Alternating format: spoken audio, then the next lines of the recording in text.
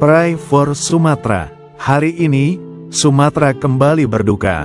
Banjir datang bukan cuma membawa air, tapi juga membawa lumpur, kayu gelondongan, dan tangisan warga yang kehilangan rumah, kehilangan ladang, bahkan ada yang kehilangan keluarga. Kita sering dengar banjir sebagai bencana alam. Tapi jujur, yang terjadi di Sumatera kali ini bukan semata karena alam.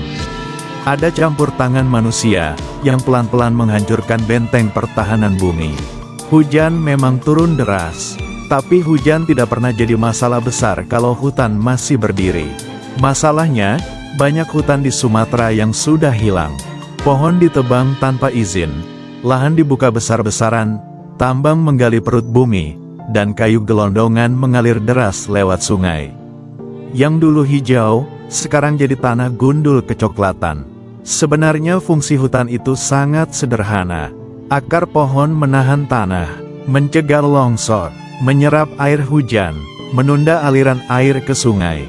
Kalau hutannya habis, air hujan langsung meluncur ke bawah tanpa terhambat apapun. Tanah ikut hanyut, sungai mendangkal karena sedimen.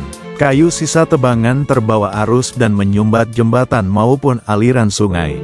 Hasilnya, air meluap, genangan berubah jadi banjir besar. Desa tenggelam. Belakangan ini banyak video viral yang memperlihatkan banjir bandang di berbagai daerah Sumatera. Terlihat jelas, kayu gelondongan menumpuk di sungai. Air keruh bercampur lumpur, arus deras menerjang rumah warga. Jalan terputus, jembatan rusak, anak-anak dievakuasi pakai perahu darurat. Warga di sana bilang, dulu nggak pernah banjir segini.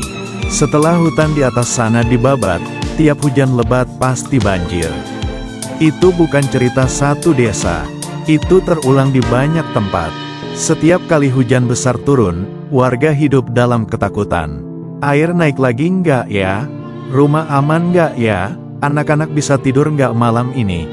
Bayangkan, saat kita tidur nyaman di kasur, ada keluarga di Sumatera yang harus berdiri semalaman di air setinggi dada. Bayangkan, seorang ibu memeluk anaknya di tengah dinginnya banjir tanpa tahu besok mau makan apa. Bayangkan, petani yang ladangnya hancur, padahal itu satu-satunya sumber nafkah. Ini bukan cuma soal angka korban. Ini soal manusia, tentang rasa takut, kehilangan, dan lelah. Yang lebih miris, mereka bukan penyebab kerusakan itu, tapi mereka yang menanggung dampaknya. Kita sering menyalahkan hujan, padahal hujan hanya menjalankan tugasnya. Yang salah adalah ketika kita menebang tanpa memikirkan masa depan, menggali tanpa memulihkan kembali, dan menutup mata saat alam rusak. Banjir bukan murka alam.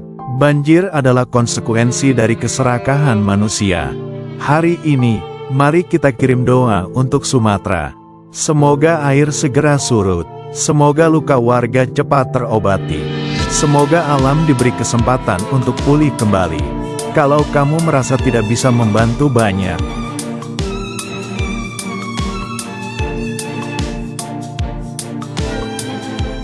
update terkini banjir dan longsor di Sumatera dan Aceh. Korban dan dampak besar. Menurut data terbaru, korban meninggal akibat banjir dan longsor di Sumatera, termasuk Aceh, Sumatera Utara, dan Sumatera Barat telah bertambah tajam, hingga 442 orang meninggal dan 402 orang hilang. Ribuan rumah dan permukiman rusak. Di banyak wilayah, warga terpaksa mengungsi, puluhan ribu jiwa terdampak.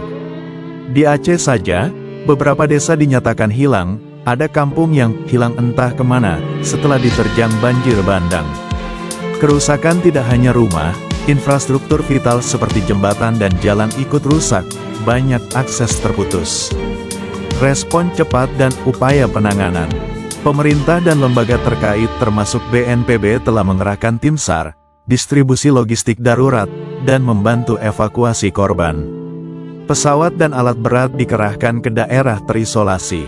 Rute transportasi utama dan jalan yang sempat tertutup kini mulai dibuka kembali, meskipun dengan kecepatan terbatas, agar logistik dan bantuan bisa masuk. Pemerintah juga telah mulai merancang fase rehabilitasi dan rekonstruksi termasuk kemungkinan pembangunan hunian sementara atau permanen bagi warga terdampak. Banyak warga dan pejabat emosional misalnya di Aceh. Seorang gubernur menangis saat mengungkapkan bahwa sejumlah kampung hilang, menyebut bencana ini layaknya tsunami kedua.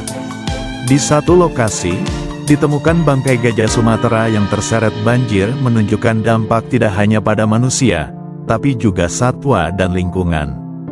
Banyak video dan foto yang beredar banjir bandang datang tiba-tiba, arus air deras, rumah hanyut, orang menyelamatkan diri dalam hitungan detik. Ini semua bisa jadi bahan visual dan emosional yang kuat untuk video. Langkah jangka panjang, evaluasi lingkungan dan pencegahan. Pemerintah lewat Kementerian Lingkungan Hidup dan Kehutanan, KLHK, akan meninjau ulang izin lingkungan bagi perusahaan di daerah terdampak terutama di sekitar daerah aliran sungai dan das yang terdampak banjir dan longsor. Langkah ini penting untuk mencegah bencana ulang.